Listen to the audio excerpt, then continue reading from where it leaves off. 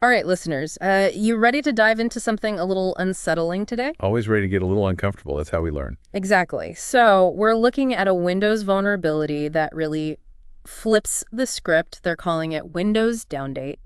And it's not your typical malware. No, not at all. It's fascinating, actually, because what Windows Downdate does, it actually uses the Windows Update process itself against you. Even systems that are patched could be vulnerable. So even if you think you've done everything right, It might not be enough. you could still be at risk. Okay, I'm definitely intrigued now. So prepping for today, I did a little reading, and I came across something called driver signature enforcement. Is that what we're talking about here? What is that exactly? Yeah. Driver signature enforcement, DSE. Think of it like a nightclub bouncer for your Windows system. Yeah, okay, a bouncer, I like that. Every piece of software that wants to get in and interact with your hardware, we call those drivers, it needs to show its ID at the door. And that ID is a digital signature. So DSE checks these signatures, make sure that only drivers from trusted sources are allowed in. This prevents any shady, unstable drivers from causing problems. So it's kind of like a whitelist. It only lets in the good guys. You got it. So are we saying that this Windows Downdate, is this like a master forger then? Slipping past the bouncer with fake IDs? You're catching on quick. That's a great analogy. Because researchers have actually found a couple of privilege escalation vulnerabilities, and they're trapped as CVE 2024-21302 and CDE 2024-38202, and they're within the Windows Update process itself. So this Windows Downdate tool, what it does is it exploits these to target and downgrade specific patches. And one of these is a patch that fixed a loophole called It's Not a Security Boundary. It's not a security boundary. That sounds ominous. It really is. See, Windows has this mechanism to protect its really sensitive kernel mode components, right? But there was a flaw. Certain parts of the system weren't properly protected, so that means they could be accessed and modified by processes that, had a lower privilege level. That's it's not a security boundary problem. So this particular patch, what it tried to do was reinforce that boundary, make those components off limits. So they tried to fix it. Right. But by rolling this patch back, Yep. this Windows Downdate is reopening the loophole. Precisely. And they do it by using a race condition exploit, basically a timing attack. Timing attack. Yeah, to replace a verified security catalog file with a malicious one. So because of this little switcheroo, unsigned, potentially dangerous drivers can get loaded as if they were legitimate. Hold it. Back up for a second. What exactly is a security catalog file, and why is replacing it such a big deal? Okay, so think of the security catalog file like a master list of approved drivers. Yeah. Signed by Microsoft, and DSE, that bouncer we talked about earlier, checks this list before it lets any driver run. So by swapping out the legitimate catalog with this, like doctored one, the attacker essentially gets to rewrite the rules of the game. They can bypass DSE entirely. Wow, that's pretty sneaky. But what's the worst that could happen if a bad driver gets loaded? Is it just like a system crash, or are we talking something, a little more dangerous? Oh, we're talking way more dangerous than a crash. We're talking potential full system compromise here. Uh-oh. Remember, these drivers, they operate at the kernel level, and that gives really deep access to your entire operating system. So if the operating system is the house, right, they're getting the keys. Exactly. They're getting keys to every room, the basement, the attic. It's not good. Okay. All right, now I'm officially nervous. So what could an attacker actually do with that kind of access? Like, paint a picture for me. What's the worst case scenario here? Worst case, they could install a rootkit. And a rootkit is basically a stealth toolkit for hiding all kinds of malicious activity. So it's like hiding in plain sight. Yeah, like an invisibility cloak for malware. It helps it completely evade any detection by your security software. Oh, wow. And, it doesn't stop there.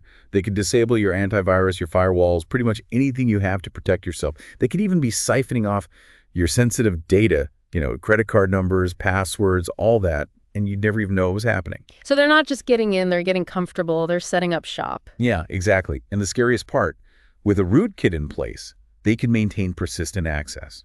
You could reboot your system, update your security software. It wouldn't matter. They'd still be there. That is a nightmare. Okay, so I was reading that there's this thing called virtualization-based security, VBS. It's supposed to be a line of defense against this kind of thing. Is that the silver bullet here? VBS is powerful, definitely. It adds an extra layer of protection by creating this kind of virtualized environment, and it's separate from your main operating system. You can think of it like a secure vault for your sensitive system processes and data. Okay. Problem is, the default configuration of VBS can be bypassed. Of course, there's a catch. Always a catch, right? So in its default state, VBS doesn't have this thing called a UEFI lock enabled. UEFI, it stands for Unified Extensible Firmware Interface. It's basically, the modern replacement for the old BIOS. It's the first thing that loads when you turn on your computer. Okay, I vaguely remember hearing about that. Yeah, you probably don't think about it too much. Hmm. But it's important here because a UEFI lock would prevent any unauthorized modifications to your boot process. So without it, an attacker could just disable VBS by tweaking some registry settings. Those are like configuration files for Windows. So we need the UEFI lock to protect the registry settings that control VBS. Yeah, exactly. Got it. But there's another catch. Another one. Come on. Even with a UEFI lock, there might still be a way to get around VBS. It would be very difficult, but theoretically possible. Wait, are you telling me even with the lock, VBS isn't foolproof? How is that even possible? Because an attacker could potentially replace core system files that VBS relies on to function. And you remember those privilege escalation vulnerabilities we were talking about? Uh-huh. Those could be used to pull this off. It's a very complex attack, I'll grant you that. But it just goes to show that no system is ever truly impenetrable. Right. So what does it take then to make VBS actually effective against Windows Downgrade? What's the magic formula? The most secure VBS setup is to have it enabled with both the UEFI lock and a setting called the mandatory flag that forces the system to refuse to boot if any of the virtualization modules are messed with. So it's like, an alarm system that shuts down the whole building if someone tries to tamper with it. Okay, so VBS is strong, Yeah. but only if it's set up correctly. All Ex- right, well, let's walk through the steps of this Windows Downgrade attack then, from start to finish, just so we can really understand how it works, how it plays out in practice. Sure. So first things first, the attacker needs to disable VBS. Right. And they can try to do that through those registry modifications we talked about, or even more effectively, by tampering with key system files. Then they downgrade the crucial ISI.dll file. That's the one responsible for checking those driver signatures. Then, after restart, the system loads the vulnerable ISI.dll. And boom, from there they can exploit that DSE bypass, get kernel-level access, and it's game over. It's like they're playing 4D chess with our security.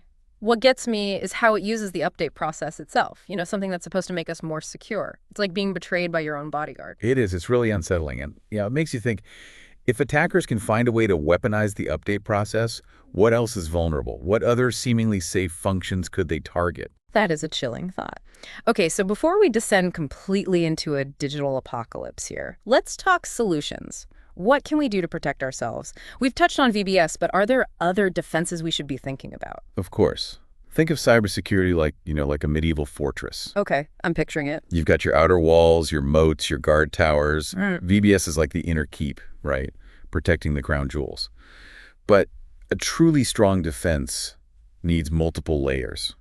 So first and foremost, good old-fashioned cyber hygiene is absolutely essential. Right, the digital equivalent of washing your hands. What does that look like practically? It's about building good security habits, keeping your system updated, your software updated.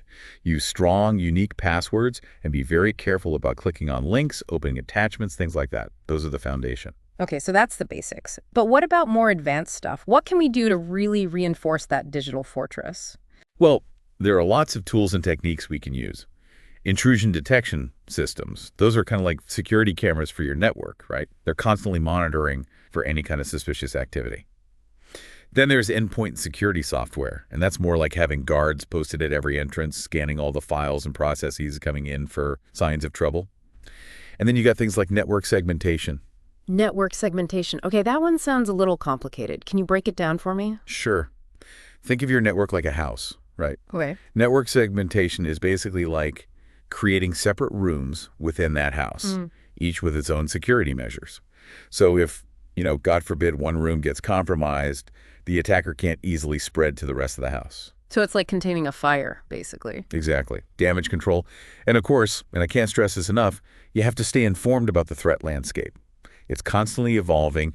New attack techniques and vulnerabilities are popping up all the time, so you got to stay ahead of the curve if you want to stay protected. It sounds like a lot to keep track of. Any advice for the average person who maybe isn't a tech expert on how to stay safe? Don't panic. You don't have to become a hacker to protect yourself. Just start with those basics we discussed. Keep your systems updated, be aware of what's going on in the threat landscape, and consider investing in some decent security software. There are some great options out there that do a lot of the hard work for you. So it's like having an alarm system in your house. You don't need to know how to install it, but it gives you peace of mind knowing it's there. That's a great way to think about it.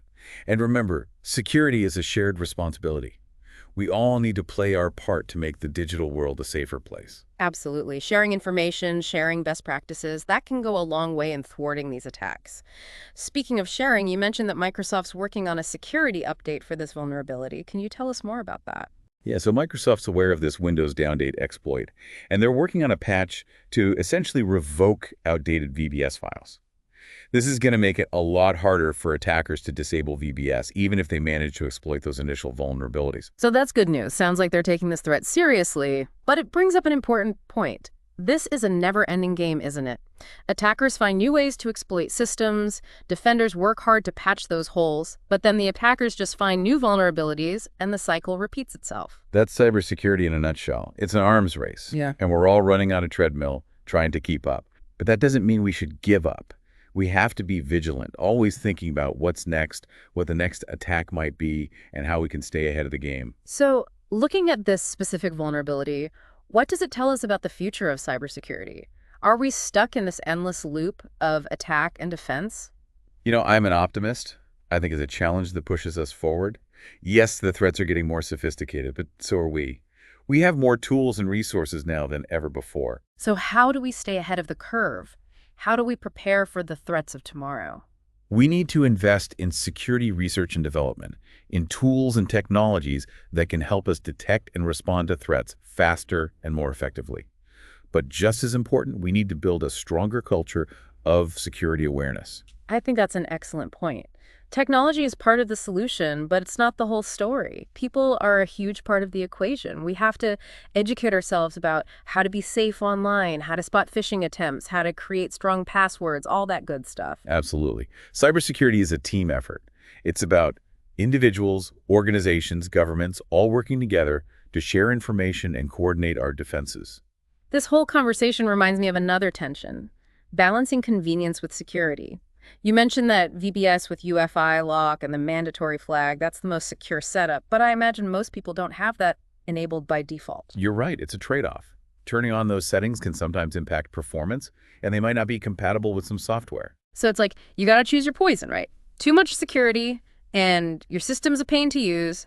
Not enough, and you're a sitting duck. It is, and it's tough because there's no easy answer, no one right way to do things. Everyone's got to figure out what works best for them, weigh the risks against the benefits. But this vulnerability and how Microsoft's handling it, it really underscores something important. Cybersecurity, it's not a finish line you cross. It's a marathon, not a sprint. Exactly. So as we wrap up our deep dive into Windows Downgrade, if there's just one thing you want listeners to take away, what would it be? That the threat landscape is constantly shifting, Yeah. always changing. And the threats themselves, they're always evolving. We can't just set our security and forget about it. Right, got to stay on top of it. We have to be adaptable, stay informed, be proactive. Well, you've definitely given us a lot to think about today. It's been fascinating, if a little bit terrifying at times, you know? We learned about this crazy exploit that can turn the Windows update process against us, but we also learned about what we can do to fight back to make our systems more secure. Knowledge is power. The more we know about these threats, the better we can defend against them. Couldn't agree more. So to all our listeners out there, we encourage you to keep digging into this stuff. Learn more about the technical details, explore different security solutions, and please share what you find with others. Because at the end of the day, cybersecurity, it's a collective effort. We're all in this together. Well said. By working together and staying vigilant, we can make the digital world a safer place for everyone. Absolutely. Thanks for joining us on this deep dive into Windows Downgrade. Until next time, stay curious, stay safe, and most importantly, keep learning.